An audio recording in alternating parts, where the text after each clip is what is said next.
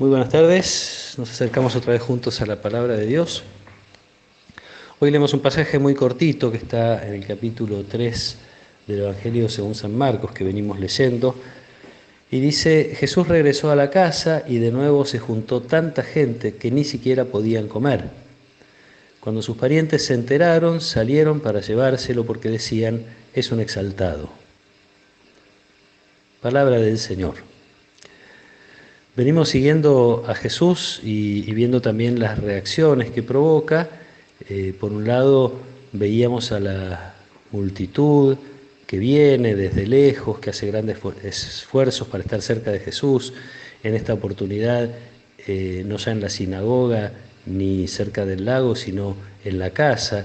Tanta gente que ni siquiera podían comer. Jesús entregado a la atención de la gente, a curar, a hacer el bien y anunciar la buena noticia en nombre de Dios. En medio de ellos estábamos también observando a los escribas y fariseos que miran a Jesús, lo estudian, lo juzgan, lo critican,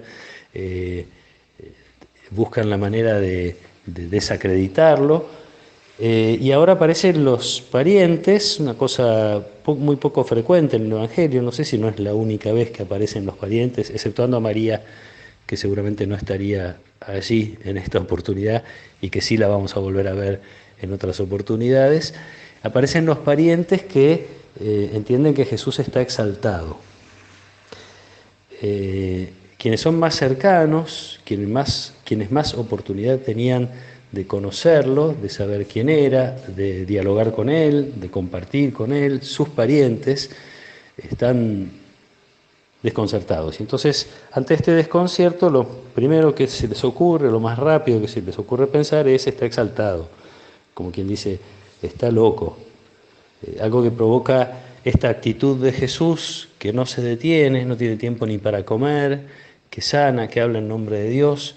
El estilo de vida de Jesús es tan absolutamente nuevo y desconcertante que nos terminan de explicárselo. No solo el estilo de vida de Jesús, sino el modo como Jesús va a morir también, esta entrega total al bien, a la verdad, a la búsqueda de la voluntad de Dios, es rara. Y entonces eso es lo que provoca.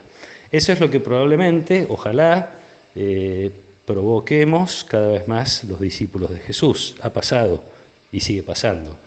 Hay personas que por profesar la fe, por tener un estilo de vida conforme al estilo de Jesús, es perseguida, se les quita la vida. A veces es perseguida de una manera mucho más sutil, se desprecia a las personas que tienen fe.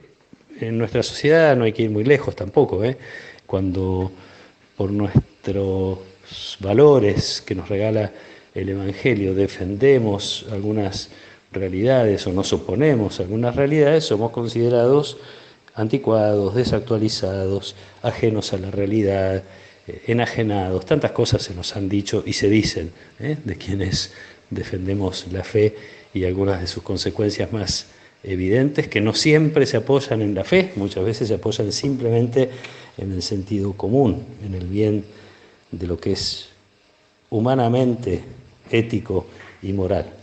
Bueno, ojalá nos pase y nos siga pasando, no porque nos guste que el mundo esté tan lejos de Dios, sino porque nosotros no nos adaptemos de tal manera que ya nadie identifique que hay nada diferente, que seamos iguales que todos los demás. Lo diría de esta manera. Qué lindo es ser como Jesús, acusados de estar enajenados.